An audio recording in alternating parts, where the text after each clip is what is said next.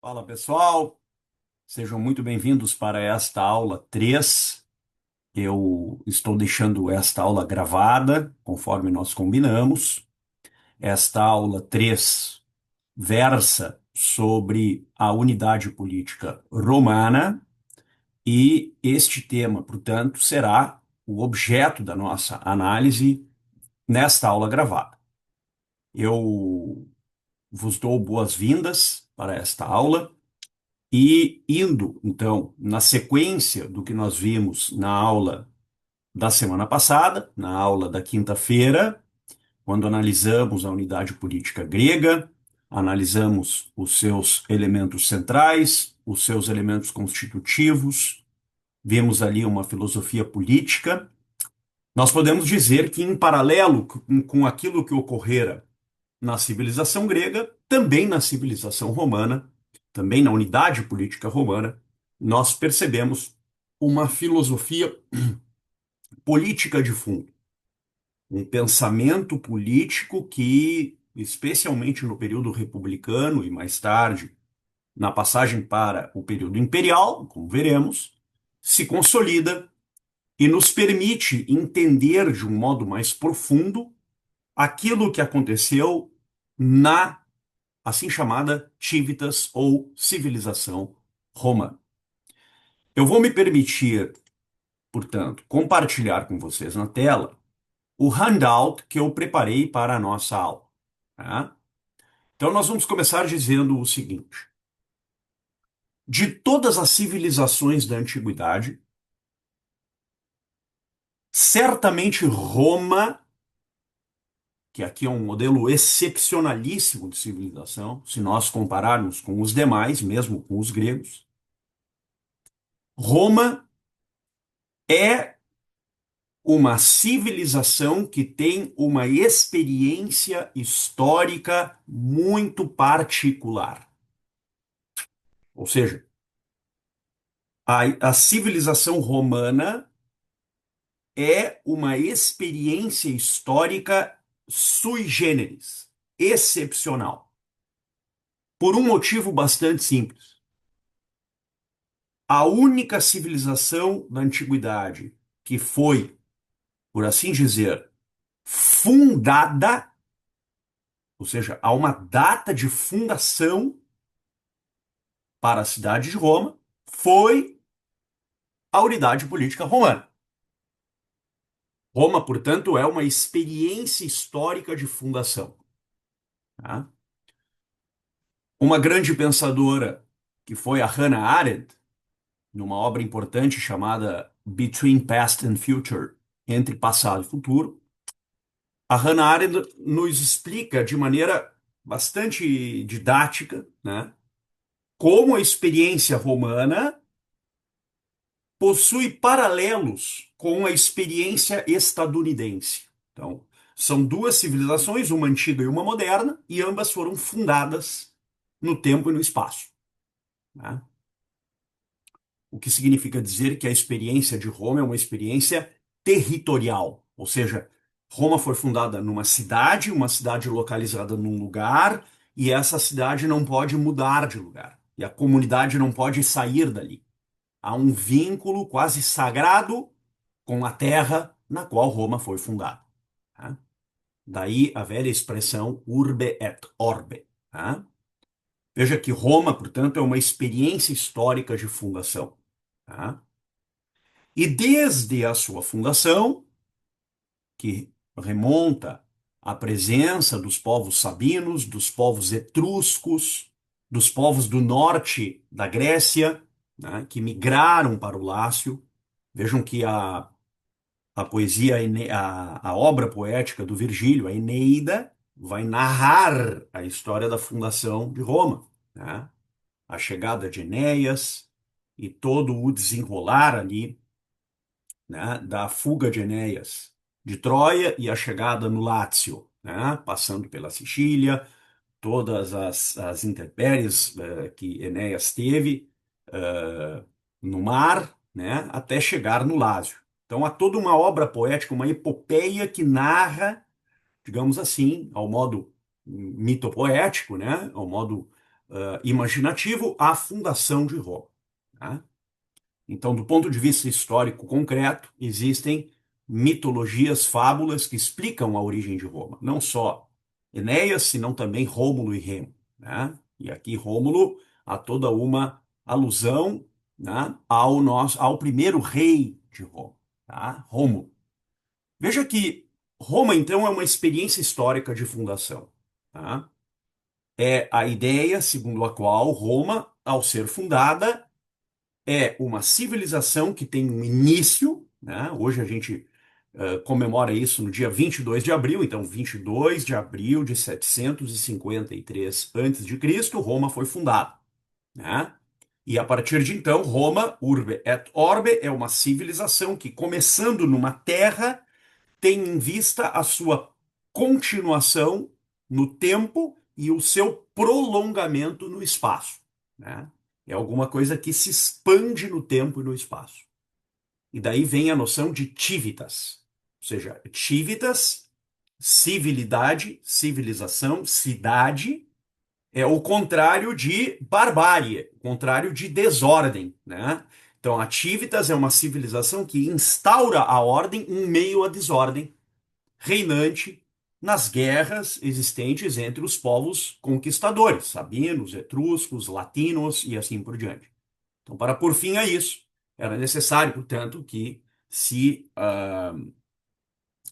Rômulo e os seus 120 seguidores, né, o exército, o primeiro exército romano, né, a primeira reunião dos diversos povos que formam ali a Tívidas, agora adquirisse uma autoridade, uma relação de confiança com todos os povos que vêm, que migram para o território de Roma, e a partir de então se consolida uma espécie de auctoritas, né? Uma autoridade em torno dessas primeiras famílias, desses primeiros patrícios, né? A palavra patrício vem de pater, pai, né? Então a ideia é da origem, sempre do vínculo com a terra, do vínculo com a paternidade, que é a cidade de Roma.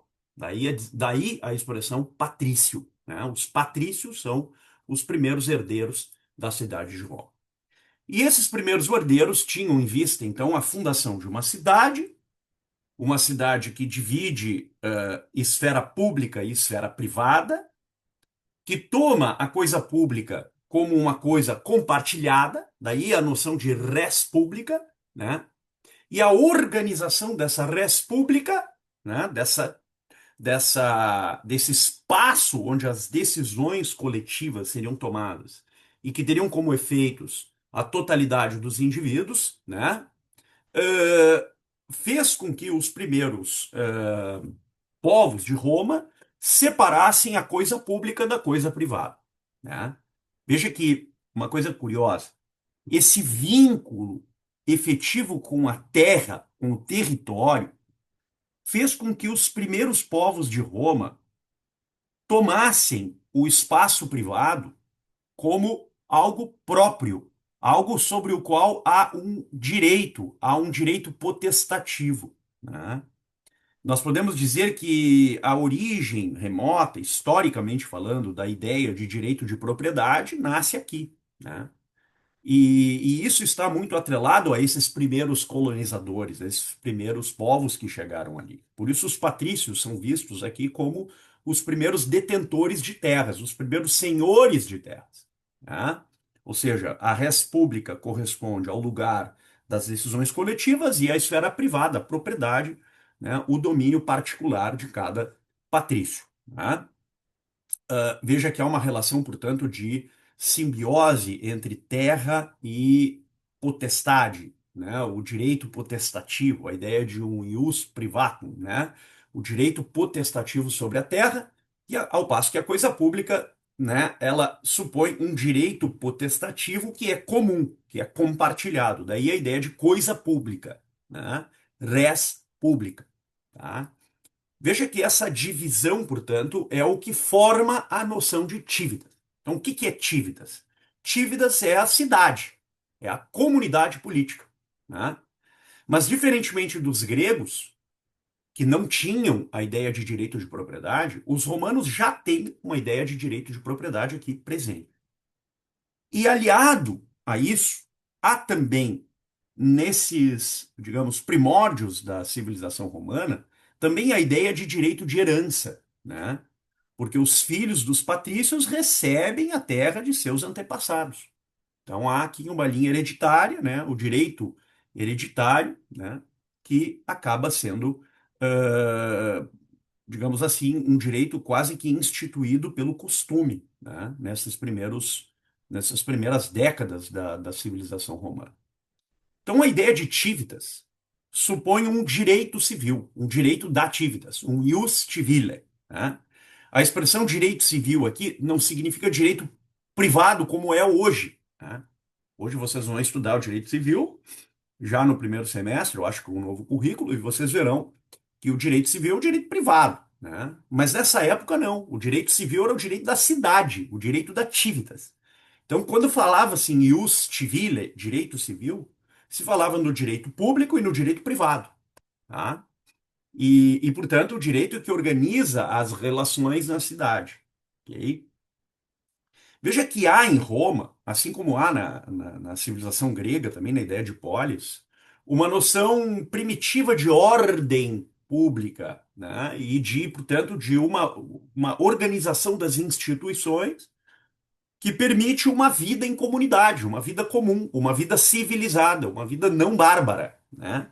Veja que também como os gregos, os romanos reivindicam para si esta qualificação de uma civilização, né, que, diferentemente dos povos em guerra, agora consegue manter a estabilidade, a ordem, a segurança, a expectativa das relações, justamente na ideia de uma ordem comum, de uma organização social, tá? Que é mantida e garantida pelas instituições, né, e, portanto, pela res pública, né? A ocupação com a res pública é a ocupação com a condição de possibilidade da vida comum, tá?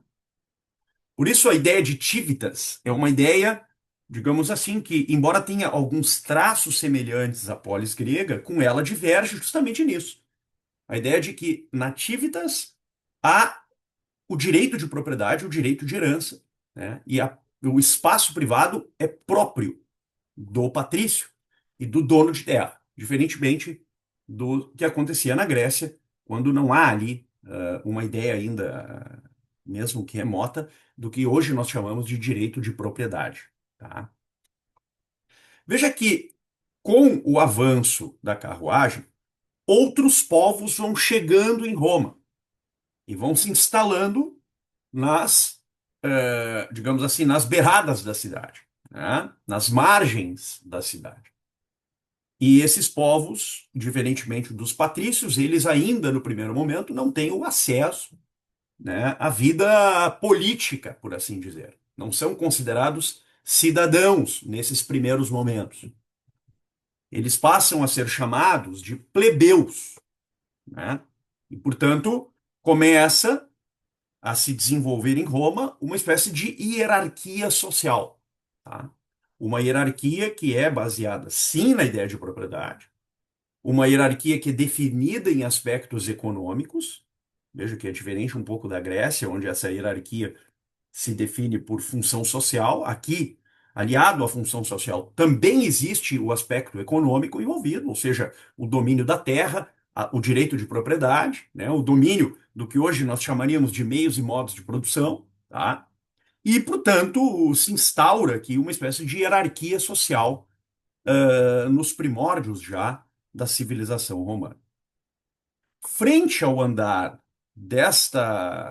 digamos assim, destas trans, frente ao andar da história, portanto, das transformações sociais aqui presentes, o que que se percebe? Se percebe que essa hierarquia ela vai se consolidando, né? E, para e passo, os plebeus vão reivindicando, desculpem, uma posição na vida política, tá? E isso irá acontecer na fase republicana. Nós veremos daqui a pouco isso, tá? Mas é importante fazer esse contexto justamente para cristalizar essa ideia, a ideia de que em Roma há uma civitas há uma ordem, há uma cidade, essa cidade se expande no tempo e no espaço, ela arregimenta noções importantes, como a noção de res publica, tá? Activitas é a ordem constitutiva, né? Alguns autores, como o Cícero, né, nos diz que a ideia de constituição, de constitutio, ela começa aqui na civilização romana, porque o que se chama constitutio se chama o quê? A instituição comum. Isso é o significado da palavra constitutio, né? Da onde vem constituição. Então, é a instituição do que é comum. E o que que é comum? É comum ativitas. Tá? O que que é comum? A res pública e o respeito à propriedade, né, dos donos de terra, que são, no primeiro momento, os patrícios, e depois, para e passo, os plebeus também vão alcançando esse direito, tá? Esse direito potestativo. Ok? Esse é o desenho, portanto, que nós temos, via de regra, da cidade de Roma. Bom, a história de Roma se divide, desde a sua fundação, né, em três grandes fases. A história da Roma antiga, vamos chamar assim. Portanto, a história da Tívidas. Tá? A monarquia, a república e o império. Tá? Então, são três fases da história de Roma: monarquia, república e império. A monarquia vai de 753 a.C., então dia 22, ou alguns dizem 21 de abril, outros dizem 22 de abril, pouco importa. Então, 22 de abril de 753 a.C. até 509 a.C. Este é o período chamado de monarquia. Por que monarquia? Porque neste período há um rei. Tá? O primeiro rei de Roma foi Rômulo, tá?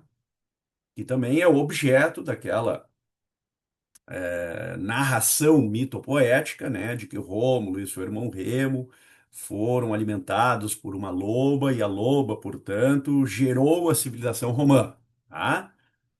Enfim, e isso aparece por toda a cidade de Roma, nós percebemos esta simbologia, tá? Essa simbologia está presente em vários monumentos de Roma. Uma outra simbologia importante é a presença dos patrícios, que formam uma instituição que é, digamos assim, desde tempos imemoriais, a instituição, digamos, que regia ao tempo da monarquia, né, todas as questões importantes, que era o Senado. Então, o Senado data já da fundação. A primeira instituição, junto com a monarquia e o rei, é o Senado. Lá na res pública está o rei e o Senado nos primeiros tempos. Tá? E o Senado é o Senado do povo de Roma. Quem é o povo de Roma? É o povo que vive na Tívitas. Quem é o povo que vive na Tívitas? Primeiro os patrícios e depois os plebeus. Então, quem domina o Senado no início eram os patrícios. E por isso nós percebemos aquele símbolo SPQR, Senatus Populusque Romanus, Senado de Povo de Roma, né? É uma signa que está presente em todos os sítios arqueológicos de Roma e todas as instituições públicas da cidade de Roma, né? Nós percebemos lá SPQR, que significa exatamente isso. É pertencente à cidade de Roma, Comune di Roma ou a Res Publica, como se chamava na antiguidade. Ok? Então veja que isso vem desde períodos imemoriais, desde essa época, né? A monarquia, então, lá 753 até 509. Depois nós temos a República, tá? E veremos o que que é a República. A República pode ser vista como a fase mais, por assim dizer, deliberativa, de maior participação, né, coletiva, mais próximo do que é uma democracia que nós tínhamos na antiguidade, talvez seja a República, tá? Porque nós temos muitas forças que opõem-se umas às outras e limitam e contêm umas às outras, há uma autêntica contenção do poder aqui, né, na República. E, por fim, o Império, né, que vai de 27 com o reinado de Augusto até 476 depois de Cristo com a queda, né, do Império Romano e o início do que nós chamamos de Idade Média no Ocidente Latino, tá? Então, basicamente são essas três fases que nós temos na história de Roma. Vamos começar com a monarquia, tá?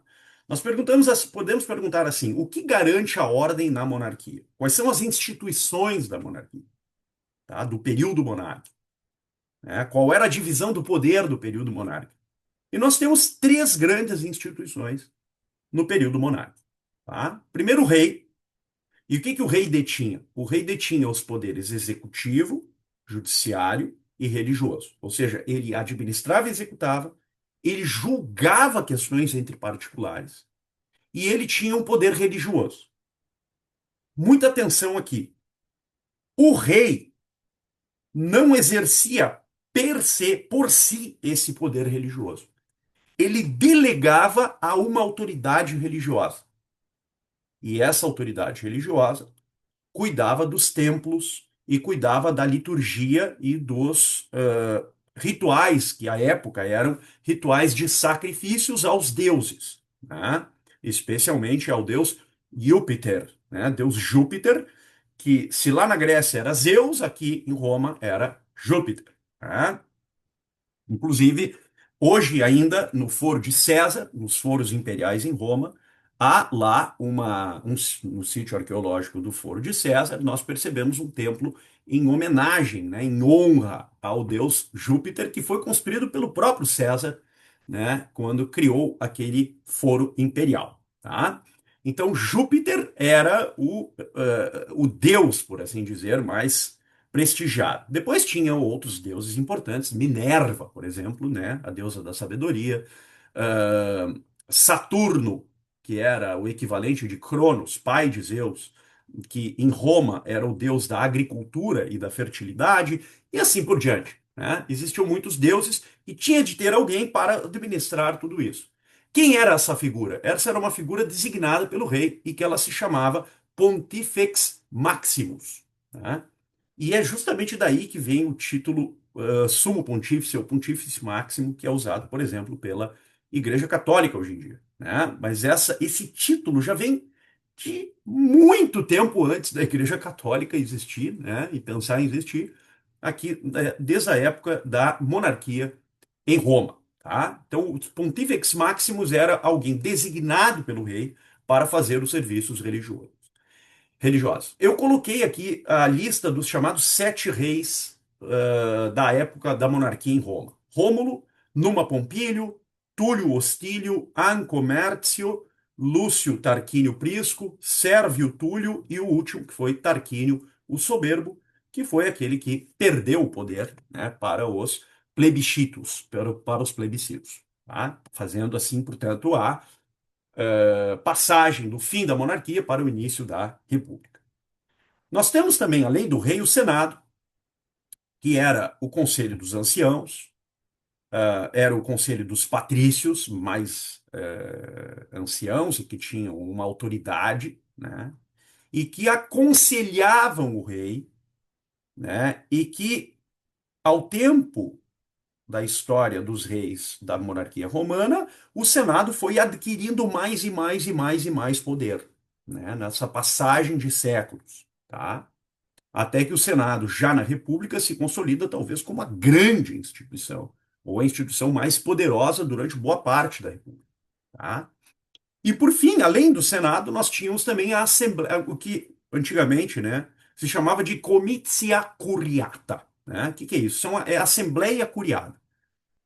É um órgão que reunia representantes das famílias, das tribos, né, dos primeiros povos ali, os sabinos, etruscos, depois isso foi, claro, se desenvolvendo, né? Essas assembleias não podiam criar leis, mas elas tinham uma função muito importante, que era uma função de confirmação dos atos do rei, tá?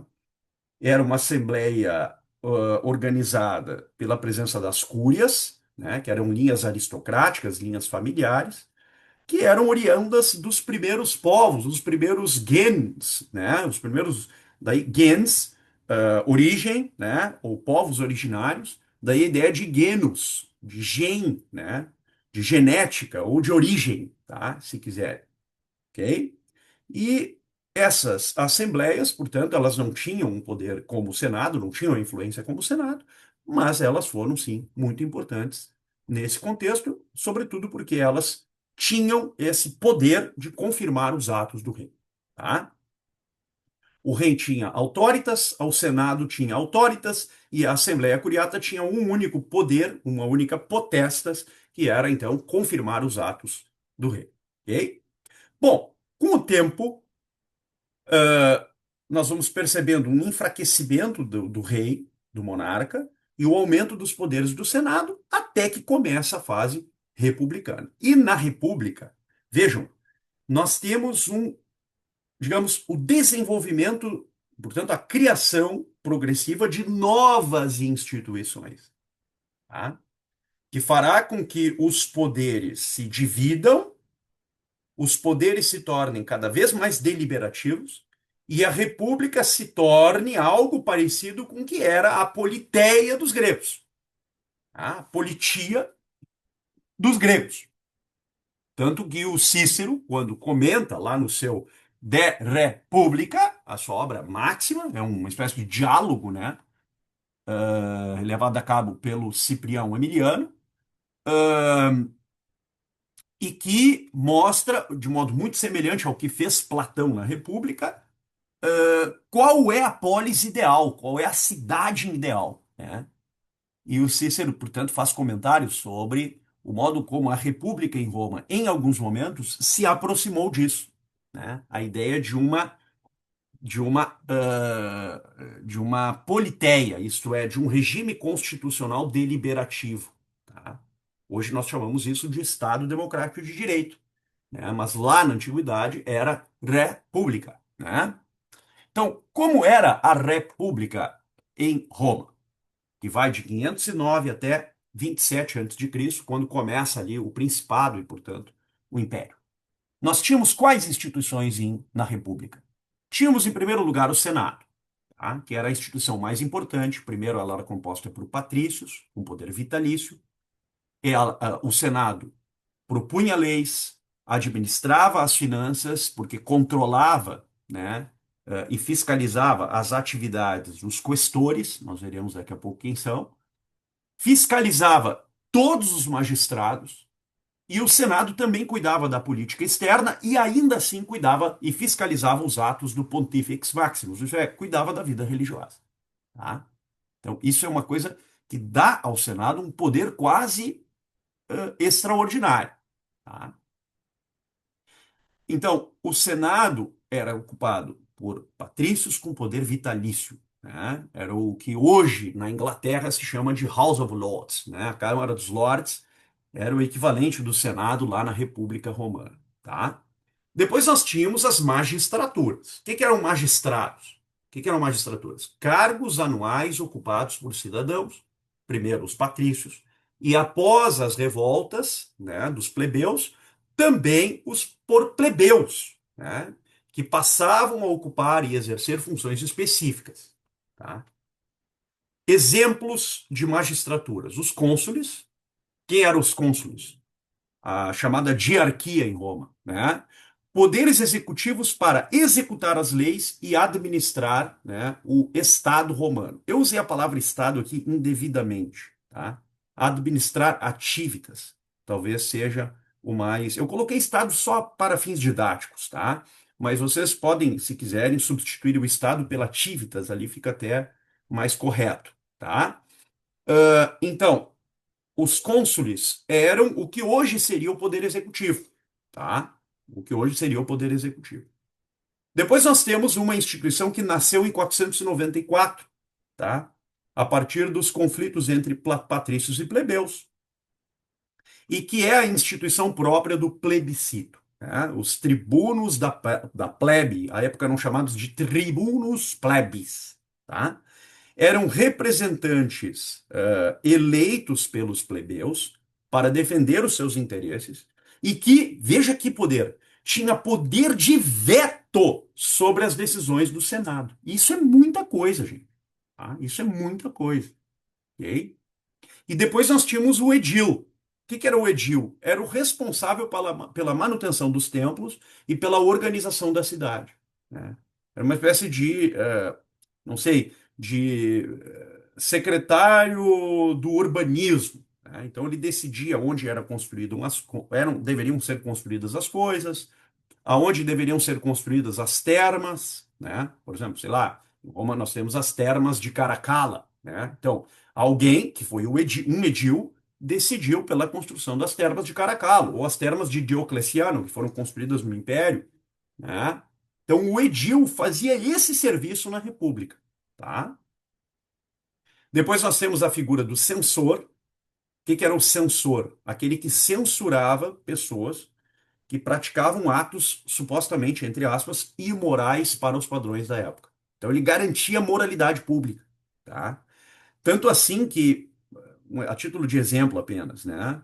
O Salustio, tá? Que foi um grande historiador romano, narra, como também Marco Varrão, foi um outro historiador muito importante, ambos narram como nasceu o teatro em Roma, tá? E no teatro existiam peças que, em razão de aspectos que envolviam pudores, né, desafiavam um pouco esse aspecto da moralidade pública à época, né? E o Salustio, como o Varrão, narram o modo como os censores procuravam intervir para ou impedir as peças ou limitar um pouco, né, a sua apresentação. E isso aconteceu muitas vezes, por exemplo, no Teatro Marcello in Corso, né, onde hoje é o Teatro Marcello in Corso, a época era Marcellus. Então, ali existiam várias peças dessa que tinham esta finalidade, digamos assim, né? Vejam que essa exposição, portanto, ela é muito importante, tá? A exposição, eu digo, do teatro, porque isso à época desafiava um pouco a atividade do censor. Depois o pretor, né? Quem era o pretor? O pretor era aquele que julgava questões particulares, tá? Ou seja, em outras palavras, era o juiz da época. Então, duas partes tinham problemas, chegavam ao pretor, o pretor decidia essas questões se tornavam coisa julgada para casos análogos futuros, e isso vai formando a coletânea de decisões que era, ao mesmo tempo, fonte da ciência do direito. E por isso os romanos chamavam ciência do direito com a expressão iurisprudência. O pretor era um prudente que decidia, com base na virtude da prudência, os casos, né? E essa prudência foi construindo a coletânea de decisões e construindo também as exegeses, as interpretações dessas decisões, formando-se assim a ciência do direito, né? Especialmente pela obra dos jurisconsultos romanos, né? Gaio, Paulo e Ulpiano, que o que mais tarde, vocês vão estudar isso em História do Direito, Direito Romano, vai ser importante para a formação do corpus juris civilis, isso já séculos, muitos séculos depois, tá? Mas tudo começa aqui, com o pretor. Depois nós temos os questores, que são responsáveis pelas finanças públicas e pela cobrança de impostos. Veja que o questor está diretamente vinculado ao Senado, então o questor não tem poder por si, ele tem um poder que é delegado pelo Senado, né? E, portanto, ele é um cargo eletivo, né? Ele fica ali um ano, depois sai e volta e assim por diante. E depois nós temos as assembleias, que são também chamadas de os comícios, tá? Eram os cidadãos reunidos, plebeus e patrícios, que votavam leis e elegiam alguns magistrados. Então, isso depois de 494, com os tribunos da plebe, se tornou também algo bastante comum na República, né? Veja que as assembleias, os comícios, de certa maneira, tinham, né, um rol de competências legislativas e o Senado tinha um rol de outras competências legislativas, tá? Claro que, no fim das contas, por questões políticas, o Senado acabava tendo muito mais poder do que os comícios, ainda que os comícios, sim, tivessem muito poder e decidiram questões importantíssimas na história da República, tá? Bom, o que que acontece depois? Com as investidas de César, né, e especialmente em terras distantes, no norte da África e no norte da Península Itálica, né, para a conquista de terras e para digamos assim, a expansão do poder de Roma sobre um território mais ampliado, começam as investidas militares, né, primeiro com César e depois com os demais que vão se assomando, Marco Antônio, etc., até chegar em Otávio Augusto, né, que de certa maneira, se torna o primeiro príncipe de Roma e, portanto, o primeiro imperador, né?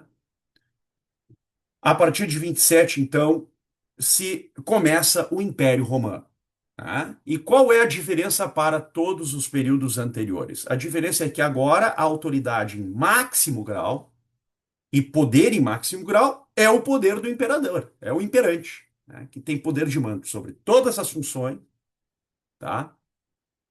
Ele tem poder em máximo grau, porque ele tem poder de mando, e ele tem autoridade em máximo grau, porque ele é o depositário fiel da confiança de toda Roma, né? Ele é o vínculo com a eternidade. Por isso, alguns imperadores, inclusive, né, se fizeram deuses, tá? Eram tomados como deuses, né? A figura sacrossanta, portanto, do imperador, que poderia legislar, poderia lançar éditos, poderia cumprir funções executivas, legislativas, militares, né? A toda a questão envolvendo Júlio César aqui, né? É, enfim, né? Toda aquela passagem do final da República para o início do Império, que é bastante tempestuosa, né, na história de Roma. O Senado continua existindo no Império, mas ele se torna um órgão consultivo do imperador, né? Veja como diminui o poder do Senado, ao ponto do Senado tornar-se apenas um órgão consultivo, né? E nada mais do que isso. O que significa dizer, portanto, que para tornar-se um senador, alguém deveria, de certa maneira, ter muita influência e cair nas graças, por assim dizer, do império, do imperador e de sua família, tá? Isso foi, a sucessão de imperadores foi até o ano 476, quando então o Império Romano do Ocidente cai, e ele vai continuar em Constantinopla até mais um milênio praticamente de história, né? Com a capital aí sim em Constantinopla, cidade que havia sido fundada antes, né? Pelo imperador Constantino, e podemos dizer que o Império Romano foi politeísta, né, até aproximadamente 325, quando Constantino, através de um edito, torna o cristianismo uma religião, digamos assim, a religião, entre aspas, oficial do Império Romano, né? Até lá, nós tínhamos uma multiplicidade de religiões, de templos religiosos, de liturgias, de instrumentos de adoração aos deuses, né? Que eram, por assim dizer, muito cultuados pelos imperadores anteriores, e a partir de Constantino nós temos essa diferente, eh, digamos, forma de organização que será importante, sim, para o que virá na época do fim do Império e, portanto, na consolidação do que será o reino medieval feudal que nós vamos estudar na próxima aula. Muitíssimo obrigado pela atenção de vocês e até a próxima semana. Tchau, tchau.